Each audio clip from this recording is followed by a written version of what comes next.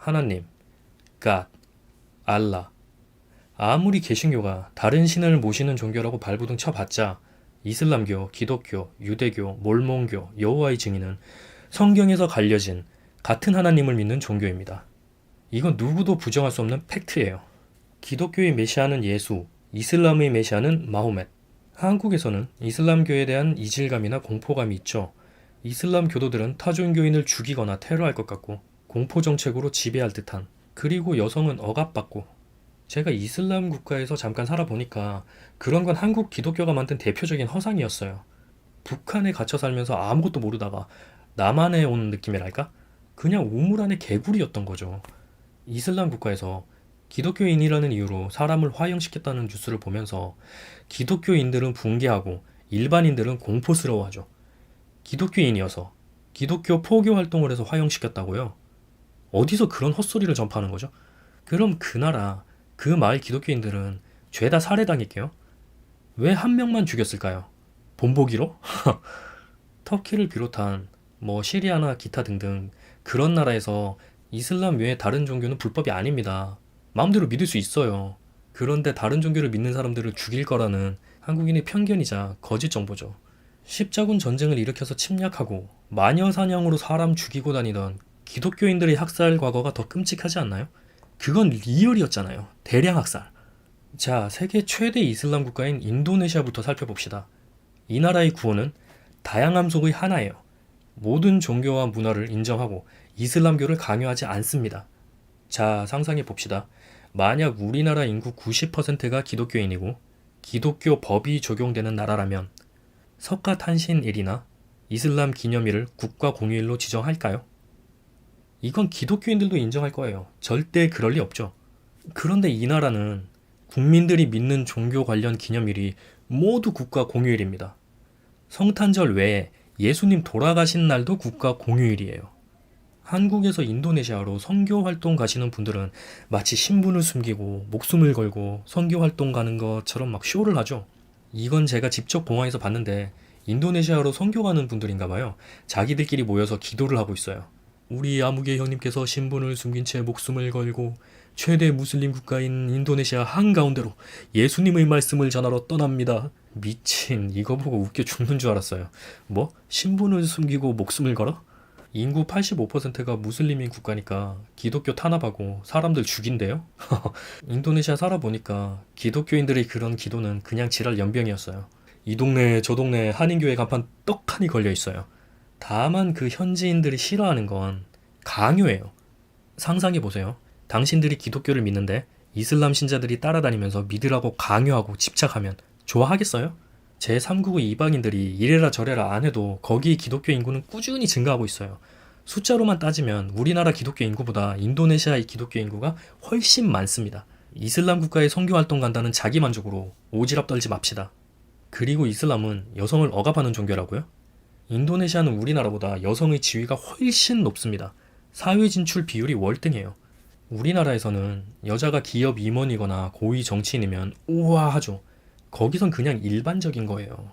과거 시대에도 인도네시아는 서양이나 한국보다 여성의 지위가 높았습니다. 기본적인 사고 자체가 남녀는 평등하다예요. 어디 해외 토픽 나오는 극소수 지역의 잘못된 풍습을 전체로 확대시키지 말자고요. 제발. 해외 토픽 나오는 이유는 그 나라에서도 토픽이기 때문이에요. 자, 그럼 한국에서 이슬람교의 이질감을 느끼는 이유를 생각해 봅시다. 이슬람교는 기독교처럼 공격적으로 선교 활동을 하지 않습니다. 강요하지도 않죠. 믿지 않는다고 억압하지도 않아요. 테러리스트 생각하지 마세요. 테러리스트에 대한 이야기는 제가 나중에 컨텐츠로 따로 만들 건데 정말 그 일부분이고 기독교인들 테러리스트들 KKK단 같은 그쪽이 훨씬 더 숫자가 많고 똑같이 잔인하죠. 자신의 종교를 믿지 않는다고 학살하고 억압하는 쪽은 오히려 기독교죠. 이슬람은 상대의 문화를 존중하는 데다가 적극적이지 않은 포교 활동으로 인해서 한국에 침투하지 못했습니다. 오스만 투르크 제국이 아주 옛날 일 같아요? 그거 근현대사예요. 아시아를 어우르던 그 어마어마한 이슬람 제국이 기독교 국가들처럼 주변 아시아 국가들에게 종교 강요하던가요? 기독교는 이슬람을 악마로 몰기에 바빴고 영화에서 이슬람 교도는 테러리스트죠. 미국에 대항하는 정권들 중에 남아있는 세력은 공교롭게도 이슬람 국가들이었고요. 정치적 상황이 서구와 중동을 적으로 만든 것이지 종교가 달라서 대립하는 게 아니에요. 그럼 이슬람 국가들이 왜 기독교에 반감을 가지게 됐을까요? 지금도 똑같아요. 기독교인들이 하는 짓을 보세요. 강요와 침략. 역사적으로도 마찬가지예요. 그들은 끊임없이 침략을 감행했고 식민 통치를 하면서 종교를 강요했습니다. 그리고 문화재를 약탈하고 파괴했으며 문화를 앗아갔어요. 그리고 현재까지 이어지는 기독교 국가들의 만행들은 그들을 분노하게 만들었고 그것이 무슬림들의 폭력으로 이어졌습니다. 하지만 무슬림들에게는 그 폭력이 정의와 숭고함으로 느껴졌겠죠. 그들에게 테러리즘이 자리 잡은 건 우리도 기독교인들과 같은 방식을 취해야 그들처럼 발전할 수 있다라는 기저가 깔려 있는 겁니다. 살인하지 말라, 남의 것을 뺏지 말라 등등. 기독교 국가들은 종교적 가르침과 실제 모습이 괴리감이 크죠. 반면에 이슬람 국가들은 개인의 삶과 국가관이 종교적 가르침과 일치하는 편이에요. 구약에는 우상 숭배하지 말라는 율법이 있죠. 인간의 습성을 간파한 지혜로운 가르침 중에 하나예요. 무슬림들은 기도할 때 마리아상이나 십자가, 못 박힌 예수상 같은 상징물을 앞에 두고 기도하지 않습니다. 우상 숭배하지 말라는 성서가 배치되잖아요. 그런데 지금은 화려한 교회와 십자가가 기독교의 상징이 되어버린 어처구니 없는 현실. 예수님 이전에 계시를 받은 사람들은 십자가 대신 뭘 받대요? 이슬람 부자들은 돈을 많이 버는 만큼 써야 하고 베풀어야 한다는 생각이 있어요.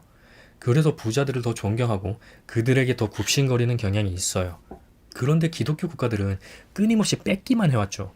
그런 이미지의 종교가 또 이슬람 국가에서 믿음을 강요하니 그게 보기 좋겠어요?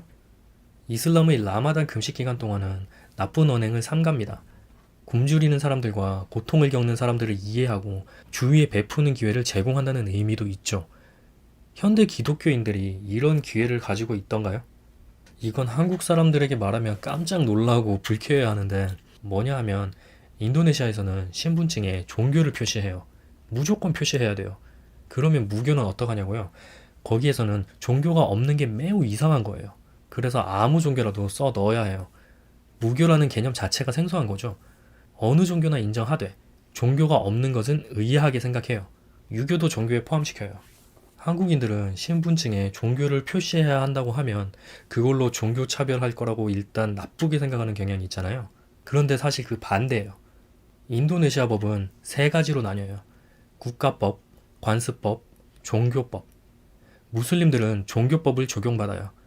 이슬람교를 안 믿는 사람에게는 종교법을 적용하지 않아요. 지위를 나누고 억압하기 위해서 종교를 표시하는 게 아니라 각자를 존중해주기 위함이에요. 예수님 안 믿으면 지옥 가. 너는 안 믿으니까 괴롭힐 거야. 예수님 안 믿으면 지옥 가. 너는 안 믿으니까 죽일 거야. 어떤 종교든 이런 논리도 뭐도 없는 병신짓거리는 이제 멈췄으면 좋겠습니다. 언제까지 의식 수준이 고대 시대에 머물러 있을 겁니까?